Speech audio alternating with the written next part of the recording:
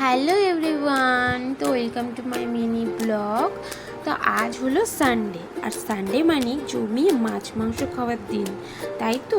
যতই গরম পড়ুক না কেন, তো আমরা তো বাঙালি, তো বাঙালি তো এসব মানবো না, তাই তো? তো যাই হোক, আমি কিছু সবজি কেটে রেখেছি। কেটে রাখার পরে আমি এখানে দেখো ব্লেন্ড করে নেব। তো আমি ব্লেন্ডও করে নিয়েছি। তো মাংসটাকে আমি এইবার ম্যারিনেট করবো। তো ম্যারিনেট করেও নিয়েছি। ম্যারিনেট করার পরে এটাকে ভালো করে ম্যারিনেট করার পরে 20 মিনিট রাখতে হবে। তো আমি ভালো করে ম্যারিনেট করার পরে 20 মিনিট ফ্রিজে রেখে দিয়েছিলাম। তারপরে কড়াইতে তেল দিয়ে কিছু ফোড়ন দিয়ে তারপরে এটাকে আমি দিয়ে দিয়েছি তেলের ওপরে। তো তেলের ওপরে দেওয়ার পর আমি এটাকে ভালোভাবে কষাচ্ছি যাতে নিচে লেগে না যায়। তো এটাকে ভালোভাবে কষানোর পরে তোমার হলো যে জলটা আমি ফুটিয়ে রেখেছিলাম সেই জলটা এর উপরে দিয়ে দেব। তো জলটা আমি দিয়ে দিলাম, গরম জলটা দেওয়ার পরে কিছুক্ষণ ফুটিয়ে আমি রেডি করে নিলাম। তো এরপর চলে আসছি ফ্রাইড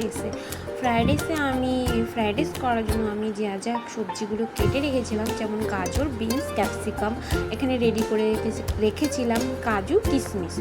আর আমি এটা ঘি তেলেও ভেজে নেব। তো হালকা করে ঘি তেলে ভেজেও নিয়েছি দেখো। তো এখানে আমি গাজর, বিনস, ক্যাপসিকাম ঘি তেলেও ভেজে একটি বাটিতে তুলে রেখেছিলাম। তো এটা তুলে রাখার পরে আমি আবারও কড়াইতে ঘি দিয়ে এখানে আমি ফোড়ন রেখেছিলাম আর ভাতটা ঠান্ডা করতে দিয়েছিলাম যাতে নিচে লেগে না যায়, একদম ঝরঝরে হয়। তো আমি এখানে ফোড়ন দিয়ে দিয়েছি, যা ফোড়ন রেখেছিলাম তা দিয়ে আমি ভাতটাকে তার উপরে দিয়ে দিই। তো এরপরে আমি সবজিগুলো আর কাজু কিশমিশগুলোও দিয়ে দিই। তারপরে কিছুক্ষণ নেড়ে চেড়ে আমি গুঁড়ো মশলা দিয়ে আর হালকা ঘি দিয়ে নামিয়ে দিই। এভাবে ফ্রাইড রাইস রেডি।